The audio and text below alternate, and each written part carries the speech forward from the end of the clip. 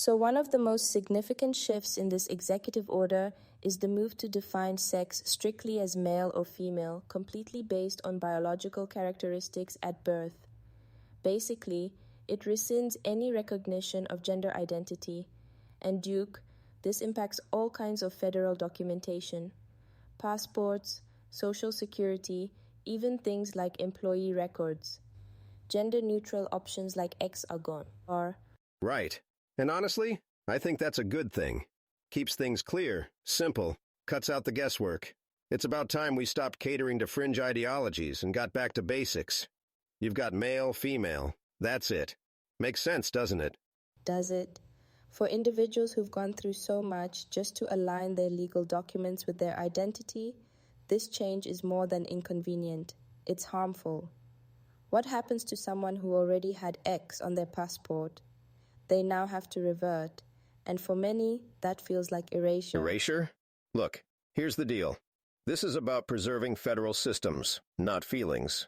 Think about it. Government has way too much complexity anyway. Simplifying things like this streamlines the whole operation. Less red tape, fewer loopholes. Duke, streamlining comes at a cost, especially in healthcare. This order explicitly blocks federal funding for gender-affirming treatments, hormones, surgeries, all of it. And for minors, no less. Providers who depend on Medicaid or Medicare can't even offer these treatments anymore. Yeah, and I think that's exactly the point. Taxpayer dollars shouldn't be paying for procedures that are, controversial at best, especially for kids. What happened to holding parents accountable? That controversial argument doesn't quite hold up when so many leading medical organizations have classified these treatments as medically necessary. Denying healthcare access will only worsen mental health outcomes for transgender individuals. Isn't that a bigger issue? Maybe, but we can't legislate around hypotheticals. You've got to look at the bigger picture. Federal funding's limited. Do we spend it on niche procedures or address broader priorities that affect more people? I mean, where do we draw that line? It's not just a niche group, though. This policy impacts more people than we think. For instance, someone like me, reporting on these issues, I've seen firsthand how identity mismatches on documents create immense challenges. Schools, workplaces, shelters, it gets complicated fast. But isn't it also true that overly broad categories are what have caused this mess in the first place? Simplifying things not only cuts costs, but clears out all those complications, makes it straightforward. Maybe. Or maybe imposing rigid categories where real lives don't fit them creates even more complications down the road. What do you think, Duke? Does this order truly simplify governance, or does it just shuffle the burden elsewhere? Speaking of where the burden falls, let's talk about shelters and education. By removing gender identity from protections, this order significantly impacts access to vital services. Shelters, for example, now operate strictly based on the sex assigned at birth. Can someone explain to me how that's fair to transgender individuals who'd feel unsafe in a facility that doesn't align with their identity? Fair? It's not about fair, it's about function. Think about a military base. You don't stuff everyone into the same zone without defining structure. It's got to have clear lines. You don't mix incompatible elements and hope for the best. Same logic applies here for women's safety and fairness. Plain and simple. But people aren't incompatible elements, Duke. These are individuals with real needs. What happens when a transgender woman is denied shelter and ends up back on the street? Or worse, put in a male facility environment that puts her at risk of violence? Listen, everyone's got risks to manage. Women need spaces where their rights are protected, without outside compromise. You don't take the battlefield and turn it into a debate club to make everyone feel better. It's more than feelings. Mental health risks skyrocket when healthcare and social supports vanish. For transgender youth, losing access to gender-affirming care has serious consequences: depression, anxiety, you name it. The alarming rates of mental health crises in these communities are evidence of that. Maybe, but the flip side's important too. Federal funding isn't magic money. It runs out. Do you really expect taxpayers to fund procedures for a tiny demographic? instead of prioritizing health services that help everyone. Calling it tiny downplays the scope, Duke. Reports show that even small numbers represent larger realities, and healthcare isn't a zero-sum game. Denying care to one vulnerable group doesn't automatically improve care for others. Ignoring that reality is short-sighted, don't you think? Short-sighted? No, it's strategic. Keep the mission defined, right? If we spread resources too thin, nobody reaches the end goal. It's basic operational logic. Focus where the impact matters most. But whose end goal are we talking about? For transgender individuals, this feels like a door closing.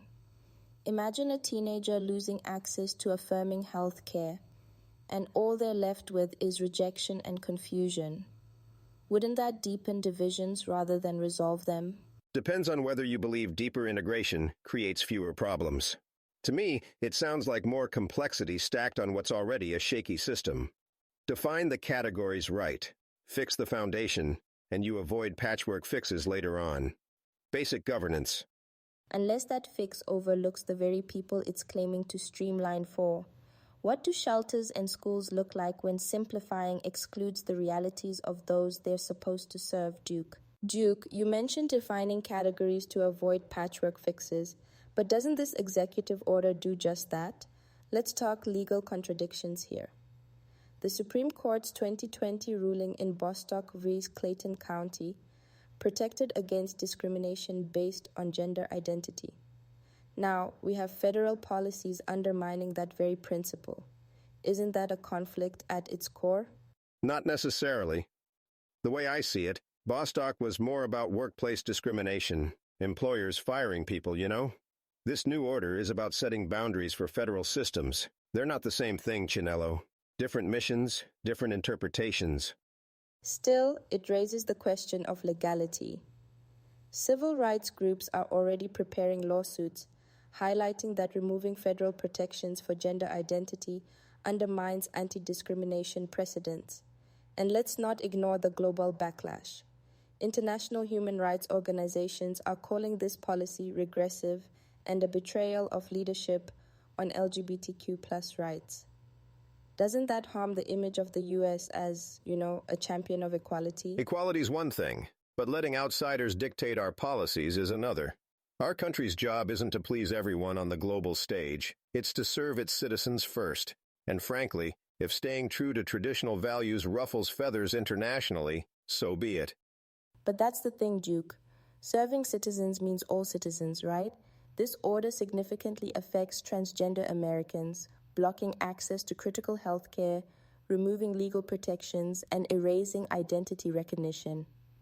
Isn't that essentially saying that some citizens matter less? No. It's saying federal policies can't cater to every niche concern. Upholding women's rights, for example, is about protecting fairness. How do you square that with policies that, let's face it, blur those rights? I see what you're getting at, but framing it that way pits one group against another. Protecting women's spaces and acknowledging transgender lives aren't mutually exclusive. Legal systems exist to address exactly this kind of balance. So why take an approach that marginalizes one side completely? Because compromise isn't always effective. In the field, you stick to a strategy. You don't overcomplicate it. This order simplifies operations, ensures fairness based on biological sex, and avoids mission drift. Why complicate that? Because people's lives are complicated, Duke. Simplifying systems by ignoring the realities of transgender Americans doesn't resolve the challenges, it reshuffles them. And the legal fights this creates, they don't just delay implementation, they leave vulnerable people in limbo. Maybe so, but there's a broader picture here. You take care of the core system first. Without structure, policies become meaningless. Like I said earlier, you can't prioritize fringe over functionality. And I'd argue that functionality requires inclusivity. Ensuring basic rights, healthcare, and protections for all citizens strengthens the system. It doesn't weaken it. Duke, what's the point of structure if it leaves people behind? Depends on your definition of left behind, Chinello. A clear foundation means fewer cracks in the system. Simple as that. Everyone adjusts accordingly. That's how you build long-term resilience. Well, resilience isn't just about structure, it's about people. And for a lot of people, this policy feels like a setback, not progress. The fight for balance, fairness, and inclusion doesn't end here. It can't. And that's the debate in a nutshell, isn't it? It is. And on that note, I think we've reached the end of today's discussion. These are difficult issues, but conversations like this, though challenging, are crucial. Thank you, Duke, for sharing your perspective. And thank you to our listeners for joining us. Yeah, thanks for listening, folks. Stay sharp out there. Take care, everyone. We'll see you next time.